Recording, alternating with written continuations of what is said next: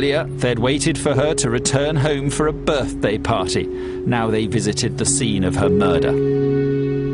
Her husband, Paul, had to break the news to their children. It's the hardest thing I've ever done in my life. Just didn't know how to say it, literally. Sort of how do you explain to your kids that the mother's dead?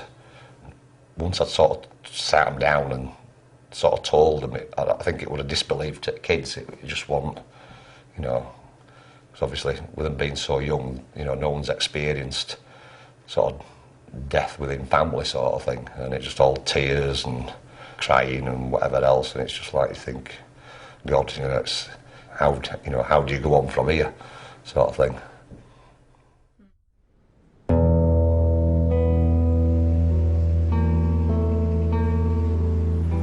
The shooting brought home the dangers faced by British police officers on a daily basis. When one of your colleagues is killed and another one's shot and is in the hospital, your world kind of comes crashing down, that you realise that this could have been any one of us. A number of us got the call and requested to go to the job. Any one of us could have been there, and it does make you feel very vulnerable. As well as Sharon's murder, detectives had a vicious and violent robbery to investigate. This might also hold vital clues to the killers. The crime is horrendous. Members of staff, visitors to the premises are actually tied up using cable ties. They're forced onto the ground, they're pistol whipped, and they're threatened to kill the youngest male, the youngest brother of the boys that work there. Now, as robberies go, it doesn't get much more serious than this. Despite being held at gunpoint, the travel agents had secretly activated their silent panic alarm. It was this emergency call that brought Sharon and Teresa to the scene. As the robbers prepared to leave with just £5,000, the officers arrived at the shop door. Sharon and Teresa were immediately shot at point-blank range as the robbers escaped.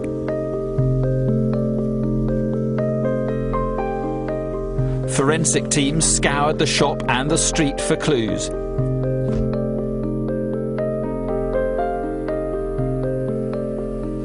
Inside, they found a laptop bag that the robbers used to conceal the guns, a knife wielded by one of the men.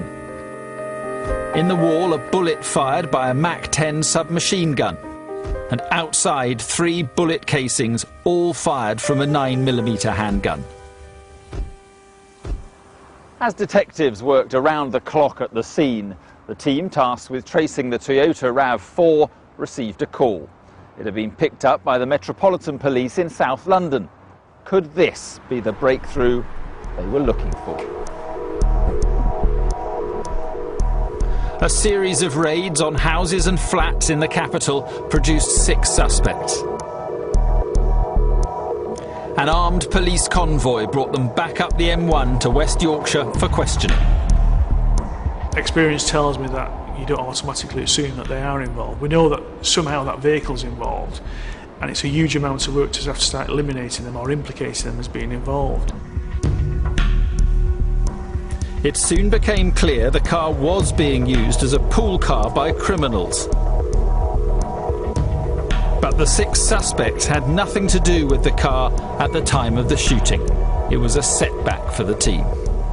People are suddenly realising that you've arrested 6 people in connection with this horrific crime, and suddenly you have to start bailing people as well. And people start to think, oh, where are we going with this investigation now? It was back to the drawing board for detectives. Luckily, key witness PC Teresa Milburn was making a remarkable recovery. She was ready to return home to be with her husband Chris and 15-year-old son James, and she desperately wanted to help the investigation. Came out of hospital and then did 2 days of video interviews which are done with key witnesses. Reliving everything again. That was very emotional, very hard. But you need to do it. You need to do that in order to assist the investigation. And yeah, I had injuries, I was in pain. In the rear of the vehicle on this side, we also recovered a Ribena pack, which allowed us to undertake fingerprints and DNA work on that. On this side of the vehicle, we also recovered a water bottle, a sandwich pack and a till receipt from Woolly Edge service station. That was timed shortly after 6 p.m. on Friday the 18th of November.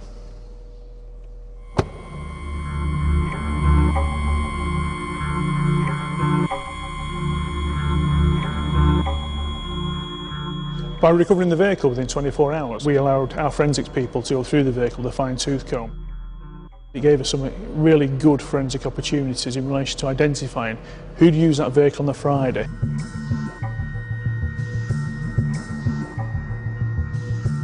I was able to identify 3 people who I believe were responsible for that robbery. They were Musaka Shah, Yusuf Jama, and his brother, Mustaf Jama. These were now the most wanted men in Britain. But where had they gone?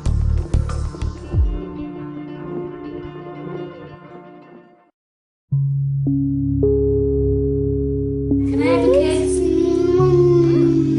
kiss? Sharon Beshanivsky was not just a police officer who lost her life doing the job she loved. She was also a devoted mum. Mummy.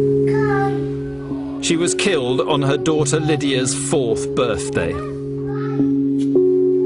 Now her husband Paul has to adapt to the family life they'd planned, without her at the centre.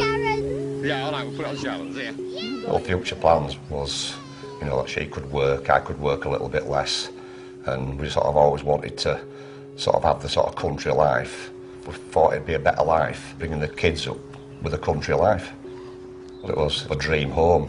We sort of bought it sort of in the summer, and all the plans that we had of what we were going to do, and Sharon were even talking about, you know, Lydia having a marquee on lawn for a wedding and all this sort of thing, you know. It was sort of all everything pre-planned of what you're going to do, and, you know, and then everything sort of fell to pieces.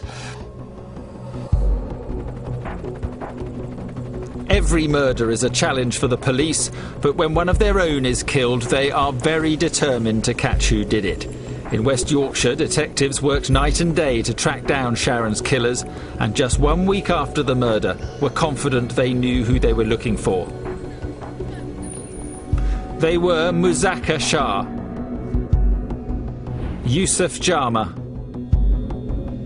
and his brother Mustaf. All members of a London-based criminal gang. We've got 3 very dangerous individuals who are on the run, who demonstrated the total disregard for the police by shooting 2 of them already. So it's a genuine fear that we have that clearly they could attack other police officers if they were cornered.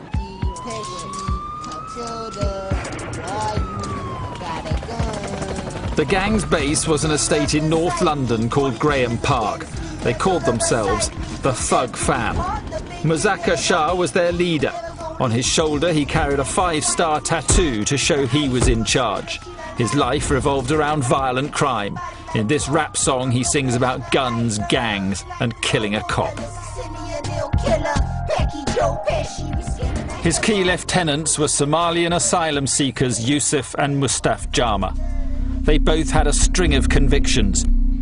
Ironically, Mustaf had been allowed to stay in the UK because to return him to Somalia would have breached his human rights. The gang were not afraid to use guns. Detectives believe this is Musaka Shah robbing a North London off-licence at gunpoint. 7 months later, he would travel to Bradford to carry out a similar attack. Before escaping, incredibly, he fires his gun indiscriminately.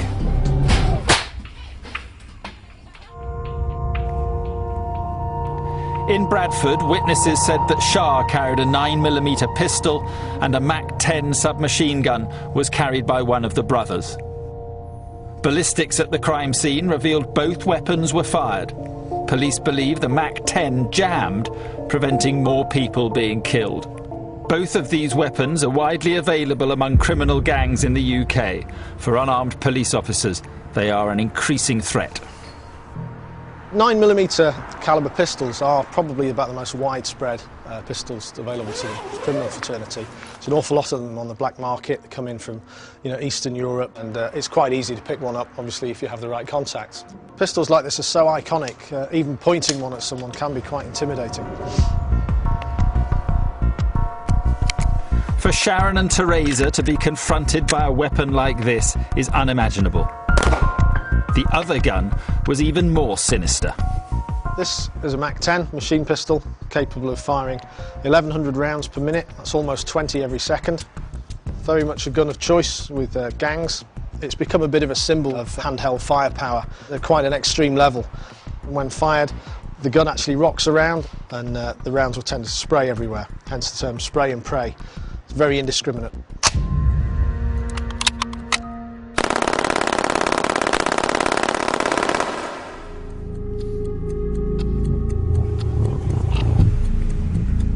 These were the weapons in the hands of the 3 fugitives now on the run. Police forces across the UK were put on high alert. For 7 days, nothing. Then, 100 miles away in Birmingham, a breakthrough. West Midlands Police were called to a reported gang rape. We've got sort of 10 people that have been arrested for rape. We've got a victim that was very traumatised as well, so we're having to deal with her. We've got a number of scenes that we had to secure evidence from, and also we had to recover forensic evidence from all of the people that were in custody. One of the suspects was taken to the cells by PC Alan Brockbank. He's seen here, booking him in. He had his hat right down, so all we could actually see was just his eyes. When he took all his clothing off, he's totally calm, totally passive, not looking at anybody. But the young WPC who was with me turned to me and said, "That's that person that's on the briefing." And she gave the biggest smile I've ever seen. The police suspected the man they had was Yusuf Jama. He told them he was Abdi Ahmed. And we had to try and work out whether that was the name he'd used before, and then really just try and work out a best way of confirming it. When the police want to establish a suspect's identity quickly, they use LiveScan. This is a computer system that can instantly read and compare fingerprints to the millions held on the police national computer. We specifically asked to be compared against Yusuf Jama's details, because although he was giving false details at the time, we believed he was obviously Yusuf Jama. Would this be the man they were looking for? So about 10 minutes later the results came through, and it came back on the confirmation page showing it's Yusuf Jama with the correct date of birth, obviously born in Somalia, and obviously this is the point where we knew we got the right man. That was like every best arrest you could ever wish to. I don't think there was a police officer in the country who didn't want to arrest that person. West Yorkshire Police had the first of their 3 key suspects, but he wasn't talking. The evidence against him was mounting. A witness had identified him at the scene of the shooting. His fingerprints and DNA were found inside the robber's car. And just 3 hours after the robbery, he was on CCTV at Woolly Edge Services on the M1. This video shows him buying the items found in the car. Yusuf Jama was charged with Sharon's murder. Police feared the other 2 wanted men, Mustaf Jama and Muzakkar Shah, would leave the country. Determined to stop that happening, a team of detectives revisited the evidence. One of the things we always like to do is to review the CCTV work that's been recovered. And what that gives us is opportunities to identify other potential witnesses, other suspects. And this came as a little bit of a shock to me, because they realised that there was probably a second car involved. Detectives spotted a black Mercedes sports car following the Toyota RAV4 out of Bradford after the shooting. On closer examination, they then noticed a green Toyota Corolla was always close by. We'd gone from having 3 suspects and 1 vehicle to have now identified 3 potential vehicles that were involved in the robbery itself. Only 3 men were seen leaving the travel agents. Only 3 men were being hunted by the police. So, who were driving the other cars? How many of them were there? And how were they involved? The investigation was becoming more complex by the hour.